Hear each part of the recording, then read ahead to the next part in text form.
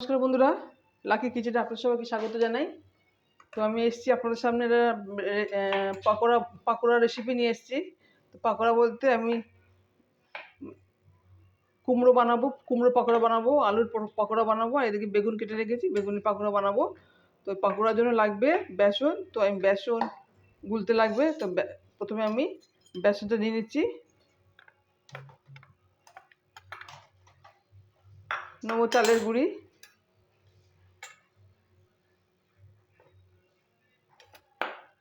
একটু পোস্ত নেবো, পোস্ত নিলাম, একটু খাবার সোডা নেবো,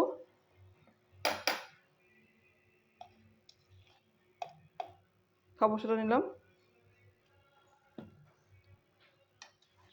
এবার নেব লঙ্কার গুঁড়ো,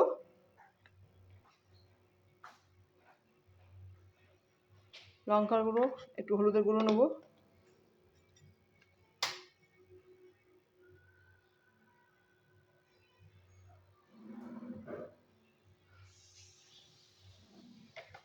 নেব নুন,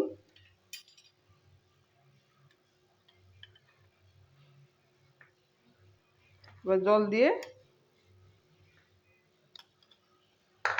মাখাতে হবে।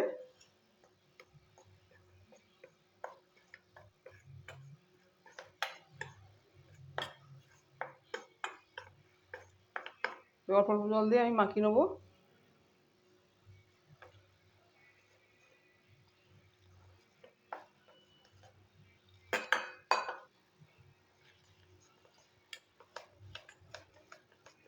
বেসনটা আমি ভালো করে গুলে নিই। দেখুন বন্ধুরা, বেসন মাখানো হয়ে গেছে। আমি এইভাবে থিকনেস রেখেছি। তো এবার কড়াইতে তেল বসিয়ে দিয়েছি, সাদা তেল। তো আমি এবার একটা করে ভেজে নেবো, আপনারা দেখুন। বন্ধুরা, প্রথমে আমি বেগুনগুলো ভাজবো।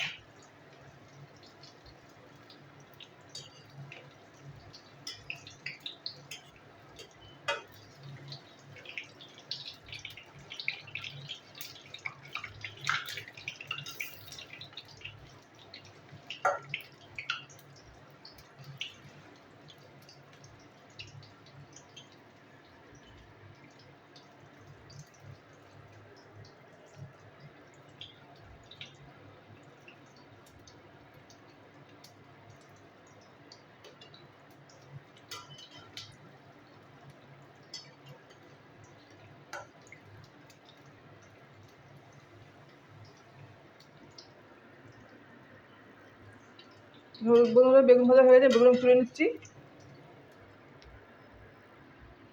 বন্ধুরা, বেগুন ভাজা হয়ে গেছে, বেগুন তুলে নিচ্ছি। এবার কুমড়োগুলো ভেজে নেবো।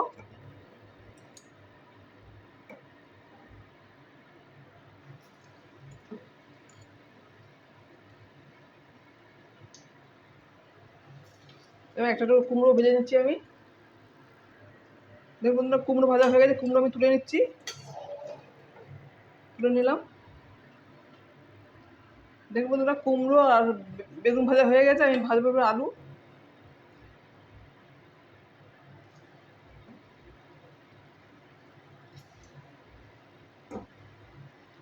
তো আলুগুলো এভাবে আমি ভেজে নেবো।